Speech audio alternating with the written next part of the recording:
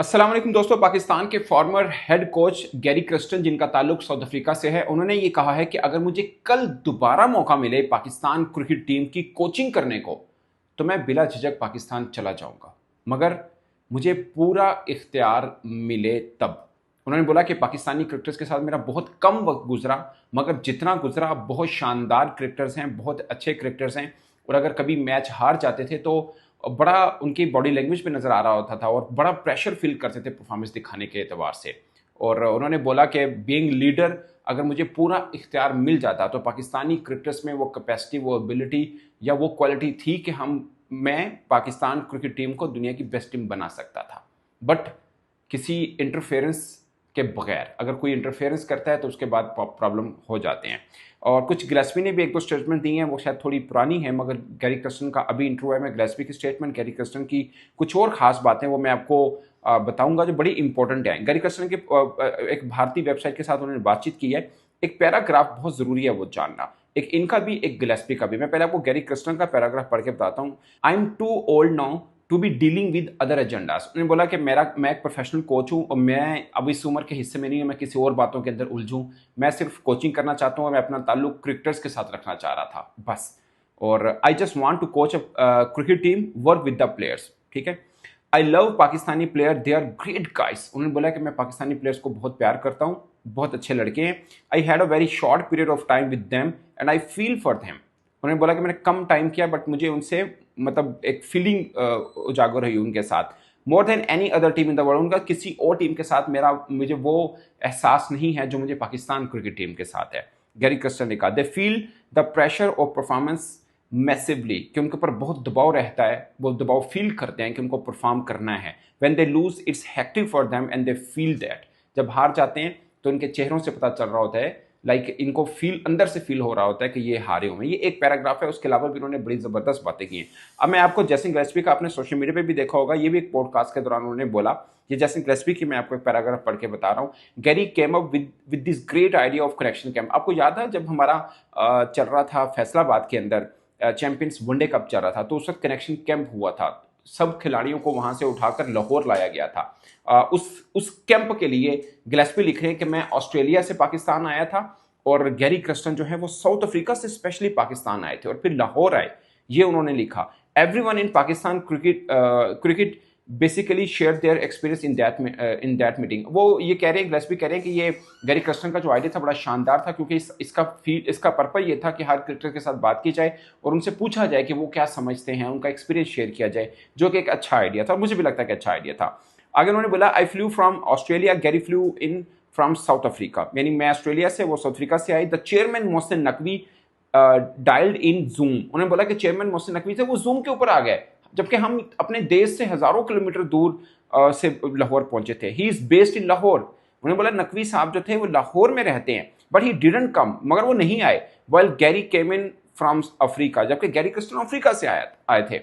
We both felt that chairman couldn't even drive 20 minutes to come here। उन्होंने बोला कि हम दोनों को फील हुआ कि यार हम हजारों मील करके आए हैं और चेयरमैन सिर्फ 20 मिनट की ड्राइव करके यहाँ तक हमारे तक नहीं पहुंच सके, वो जूम के ऊपर बैठे हैं। This was a bit unusual. उन्होंने बोला कि ये ऐसा होता नहीं है नॉर्मली। ये जैसन गिलेस्पी ने एक स्टेटमेंट दी थी, इसके ऊपर पीसीबी का रद्दमल मेरी नज़र से नहीं गुजरा, अगर कभी हुआ उनको तो वो भी मैं जरूर बता दूंगा। मतलब आई अंडरस्टैंड, हम चूंकि पाकिस्तान में रहते हैं हमारे लिए तो ये नॉर्मल सी है ना, जो कि नहीं नॉर्मल होनी चाहिए। चेयरमैन साहब के इंटीरियर मिनिस्टर भी हैं। खैर वो जूम के लिए अगर अवेलेबल हैं, जूम के ऊपर आ चुके हैं, या तो वो आते ही ना जूम के लिए आके स्मीन के बस टाइम था, अगर 20 मिनट के एडजस्टमेंट कर सकते थे, अगर ड्राइव करके पहुंच जाते तो ज़्यादा बेहतर होता।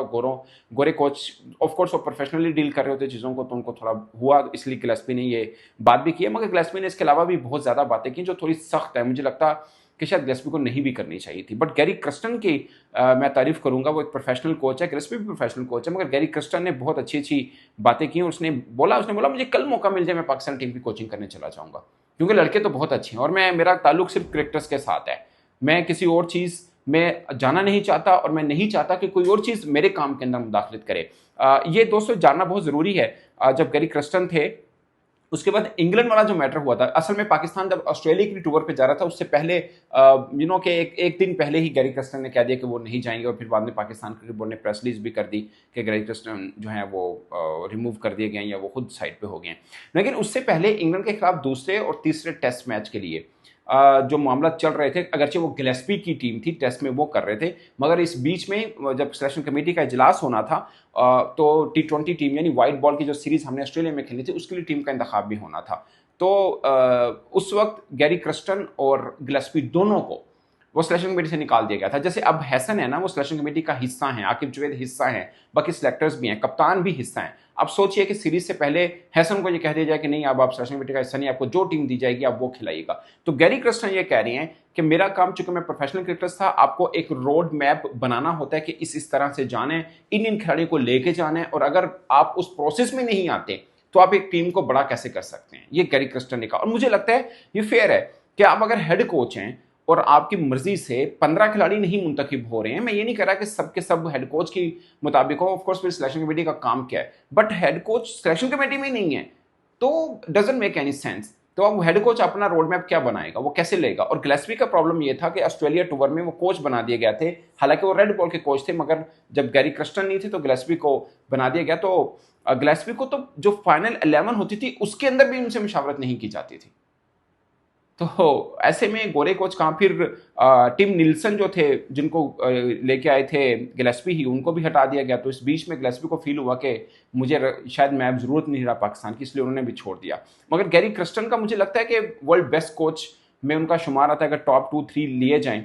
मतलब अगर आप रेपुटेशन के ऊपर जाएं तो बॉब वुलमर के बाद किसी की इतनी बड़ी नेकनामी हुई थी अगर कोचिंग पॉइंट ऑफ व्यू से, तो शायद गैरी क्रस्टन की हुई थी। इंडिया के जैसे बड़े देश में, मतलब वर्ल्ड क्रिकेट में सबसे बड़ा देश भारत है, बाकी सबको इकट्ठा करने एक तरफ है, भारत का पॉपुलेशन वाइज भी देख लें तो एक तरफ है, इकोनॉमी उनकी मतलब क्रिकेट इकोनॉमी वाइज भी देख लें तब भी वो एक तरफ बनते हैं।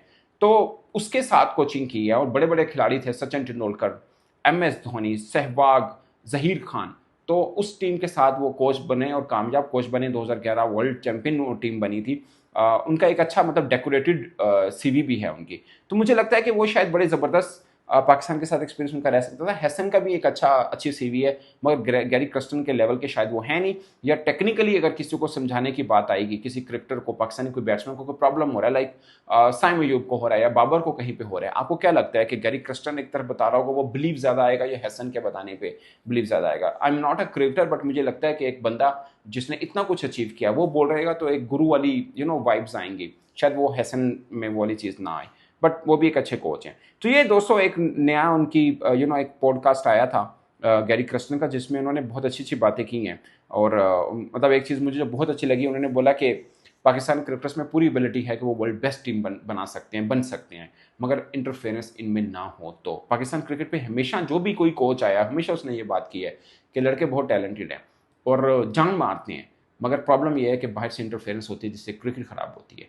और ये मुझे लगता है उनकी ये लाइन बड़ी ज़बरदस्त है कि क्रिकेट के मामला को सिर्फ क्रिकेटर्स को ही चलाना चाहिए। मैं क्रिकेट बोर्ड की बात नहीं कर रहा, ये उन्होंने भी क्रिकेट बोर्ड की बात नहीं की, उन्होंने क्रिकेटर्स की बात की है कि जो क्रिकेटर्स हैं सिर्फ वही क्रिकेट के मामलों को चलाने चाहिए, बाहर से इंटरफेरेंस उनमें नहीं होनी चाहिए। यानी बोर्ड के जो बड़े सरबराह, जो बाकी लोग हैं, अगर वो टीम के अंदर इंटरफेरेंस करेंगे तो क्रिकेट तबाह होगी। हाँ, बाकी एडमिनिस्ट्रेशन उनका अपना काम है, इसलिए तो वो बोर्ड के अंदर बैठे हुए हैं। तो ये है दोस्तों ओवरऑल सिचुएशन। इसके ऊपर आप अपनी राय कमेंट की सूरत में ज़रूर बताइएगा। मेरी तरफ से इतना ही, इजाज़त दीजिए।